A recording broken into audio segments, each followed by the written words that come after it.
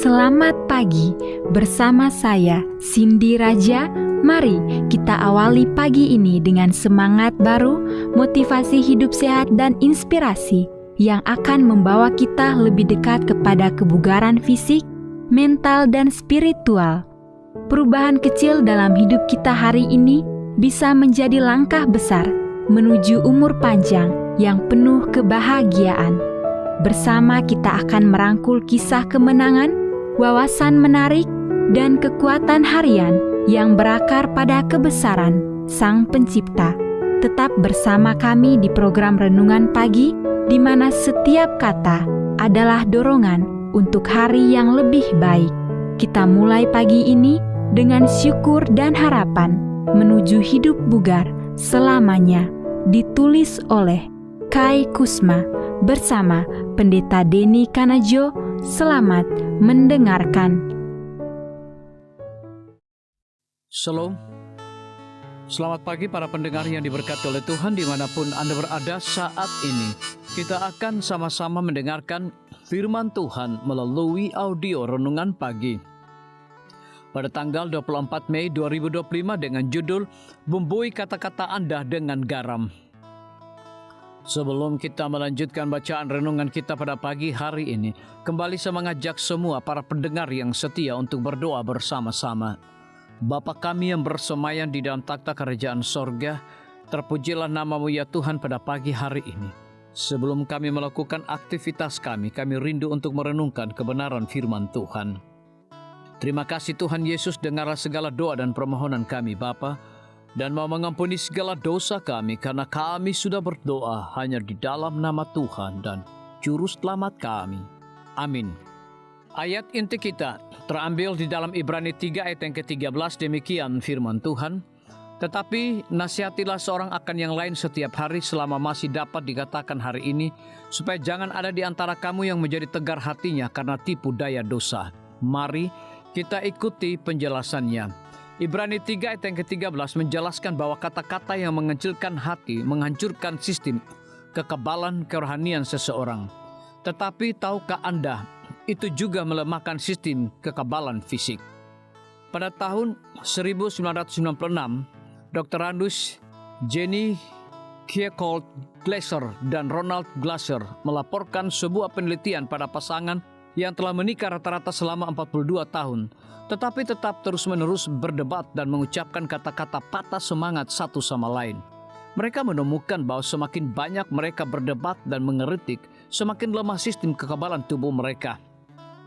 Anda mungkin berpikir perdebatan sengit akan berdampak lebih kecil pada pasangan yang lebih tua, karena setelah bertahun-tahun bersama, mereka telah terbiasa saling menjatuhkan atau akan belajar menghadapinya. Sayangnya, kata-kata yang mengecilkan hati selalu berdampak negatif. Keluarga Glaser juga mempelajari 90 pasangan pengantin baru yang setuju untuk menghabiskan bulan madu mereka di unit penelitian rumah sakit selama 24 jam. Mereka diminta untuk berdiskusi selama 30 menit tentang masalah pernikahan mereka. Ditemukan bahwa mereka yang menunjukkan perilaku yang lebih negatif dan bermusuhan selama diskusi 30 menit itu menunjukkan penurunan yang lebih besar pada 4 tes fungsional imunologi setelah 24 jam. Dengan kata lain, mereka menemukan bahwa sistem kekebalan tubuh kurang efektif ketika ada konflik dan kata-kata yang mengecilkan hati yang dilontarkan satu sama lain. Bahkan meskipun pasangan itu baru saja menikah dan mereka bahagia, kata-kata mempunyai kekuatan untuk melemahkan atau memperkuat sistem kekebalan tubuh. Tanpa kata-kata penyemangat, hidup tidak ada artinya. Saya pernah membaca tentang seorang jutawan yang membanggakan dirinya karena tidak pernah memberi tip untuk layanan apapun. Di hari pertama tahun baru, dia mendapat kabar bahwa kepala akuntannya telah bunuh diri. Segera dia bergegas menuju ke tempat pria itu. Semua buku-buku berada dalam urutan yang sempurna. Dia melakukan pekerjaan dengan baik. Mengapa dia mengakhiri hidupnya sendiri? Setelah penyelidikan menyeluruh, catatan ini ditemukan. Selama 30 tahun saya tidak pernah mendapat satu kata pun yang memberi semangat. Saya muak. Paulus memahami kekuatan perkataan ketika dia menasihati. Janganlah ada perkataan kotor keluar dari mulutmu, tetapi pakailah perkataan yang baik untuk membangun. di mana perlu supaya mereka mendengarnya, beroleh kasih karunia. Efesus 4 ayat yang ke-29. Dengan kata lain, ucapkanlah hanya apa yang akan menjadi berkat bagi orang lain. Di kesempatan berikut ketika Anda tergoda untuk menegur seseorang, ingatlah untuk hendaklah kata-katamu senantiasa penuh kasih, jangan hambar. Kolose 4 ayat yang ke-6. Dengan melakukan itu, Anda meningkatkan sistem kekebalan fisik dan rohani mereka dan sistem kekebalan Anda sendiri. Biarlah bacaan renungan kita saat ini akan menjadi berkat bagi kita semua. Kembali saya mengajak semua para pendengar yang setia untuk berdoa bersama-sama. Bapa kami yang bersemayam di dalam takhta kerajaan sorga, terima kasih Tuhan Yesus, oleh karena firman-Mu pada pagi hari ini memberikan berkat dan kekuatan rohani bagi masing-masing kami. Pada saat ini hamba berdoa untuk pemerintah kami. Tuhan memberkati Bapak Presiden bersama dengan wakil, para menteri dan seluruh stafnya, Bapak Gubernur bersama dengan wakil, Bapak Bupati bersama dengan wakil, Bapak Wali Kota bersama dengan wakil, camat dan seluruh stafnya, kepala desa, lurah, RT, RW, dimanapun mereka berada saat ini.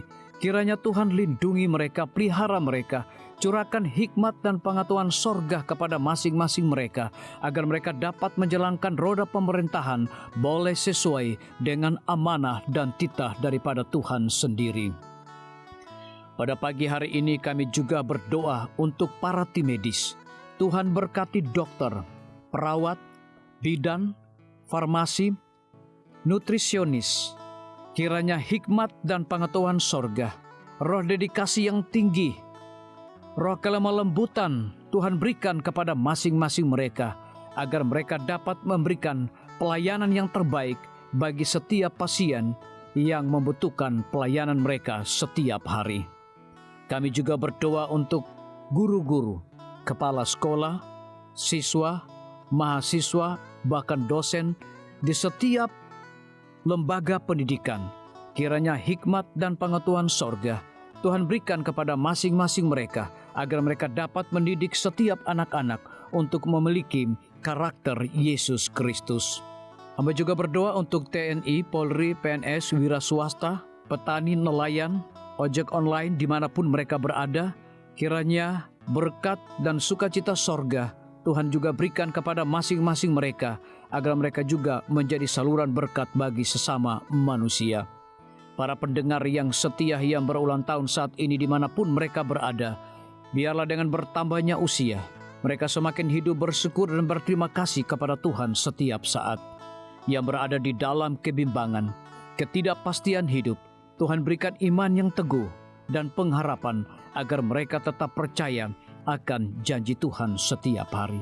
Terima kasih Tuhan Yesus, dengarlah segala doa dan permohonan kami Bapa, dan mau mengampuni segala dosa kami, karena kami sudah berdoa hanya di dalam nama Tuhan Yesus, Juru Selamat kami. Amin. Demikian firman Tuhan yang telah kita dengarkan. Semoga hari ini menjadi berkat bagi kita semua.